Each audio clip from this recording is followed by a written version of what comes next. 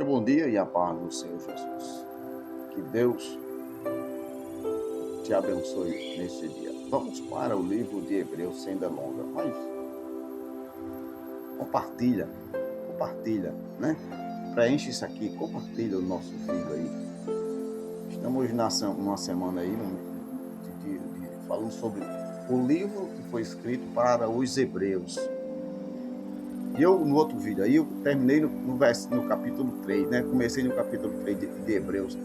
Vamos dar início aqui para ver que coisa interessante esse livro que foi escrito aos Hebreus. As Hebreus é onde tinha todo o aparato de Moisés, onde tinha uma lei. A lei, olha que coisa interessante. Vamos para o capítulo 3 dos Hebreus e vou começar do versículo 4, que diz assim: pois toda casa é estabelecida por alguém. Toda casa é estabelecida por alguém. Toda casa é estabelecida por alguém. Você mora dentro de uma casa? Foi estabelecida por alguém. Ou você mesmo ou alguém fez. Vamos lá. Pois toda casa é estabelecida por alguém. Mas aquele que a estabeleceu todas as coisas é Deus. E Moisés era fiel em toda a casa de Deus, como servo, para testemunho, escute bem isso aqui, para testemunho das coisas que haviam de ser anunciadas. Que coisas seriam essas? Se Moisés tinha o tabernáculo, Moisés tinha a presença de Deus, Moisés tinha os utensílios, Moisés tinha os animais, Moisés tinha os sacerdotes, Moisés tinha os levitas, Moisés tinha eu não vou falar as bacias não, mas os utensílios Moisés tinha todo este aparato. Qual necessidade haveria de outra casa, outro lugar, outra forma, outra pessoa? Vamos para a Bíblia. Que haviam de ser anunciadas. Versículo 6. Olha o versículo 6. A Bíblia responde a Bíblia. A Bíblia responde a Bíblia. Cristo. Viu onde terminou em cima? Era Moisés. Como eu já falei, tinha tudo. Aí terminou em quê? Que haveria de ser anunciada. Aí o versículo embaixo conclui de cima. Cristo. Porém, como filho em sua casa, a qual casa somos nós. Eita, outra casa. A mudança aqui foi uma coisa... Casa, a primeira casa de cima é a casa que o homem faz. É aquela casa que o homem estabelece com suas mãos. Faz uma massinha, pega um tijolo, vai assentando, aí depois vem reboca, aí depois que levanta, aí vem o encaibamento, as linhas, aí depois vem a coberta, aí depois da coberta... vamos agora rebocar as paredes. Depois que rebocar as paredes, vamos para o piso. Depois de fazer o piso, vamos botar a cerâmica. Aliás, tem as portas também. Então, tem energia, tem tudo isso. Tudo humano. É o que esse escritor está dizendo aqui, que o próprio Deus, se a gente for para o versículo 4, a resposta de quem estabeleceu a primeira, também estabeleceu a segunda.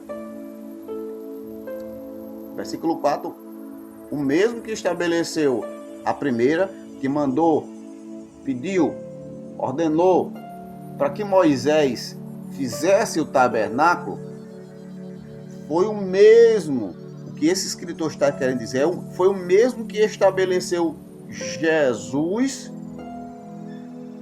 para fazer uma casa. E essa casa não era mais feita por mãos humanas.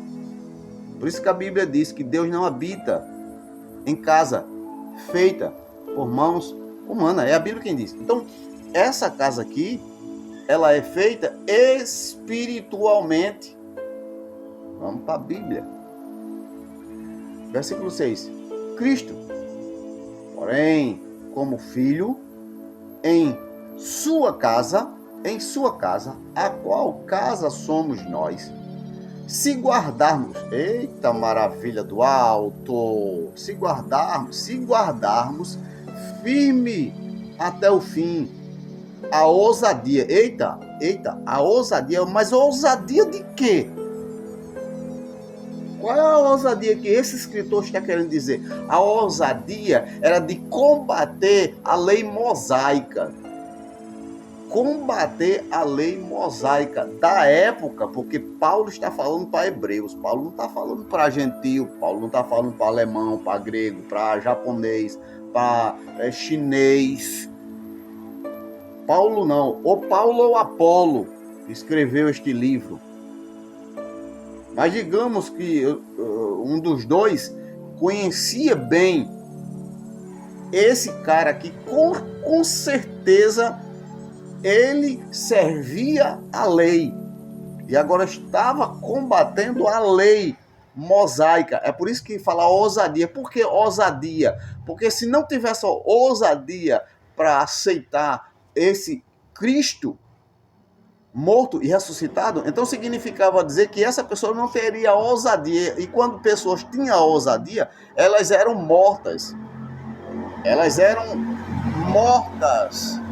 Se elas dissessem, ousadia é isso, ousadia é combater. É combater. Combater a mentira, é combater tudo isso. Isso é ousadia. Vamos para cá? Ousadia e exultação da esperança. Vamos para cá, versículo 7.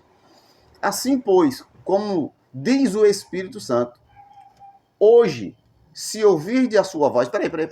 O Espírito Santo não nasceu aqui agora, como se prega. Aqui agora, hoje.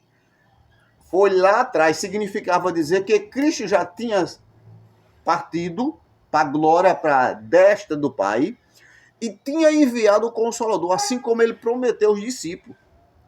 O escritor está trazendo exatamente isso. Hoje significava dizer naquela geração, naquela época. Hoje, aqui agora, porque ele estava pregando Jesus crucificado naquele momento ali.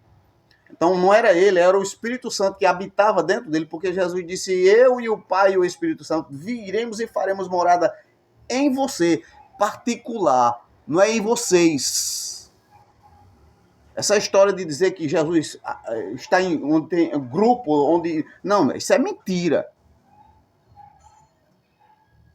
É uma pessoa só, uma pessoa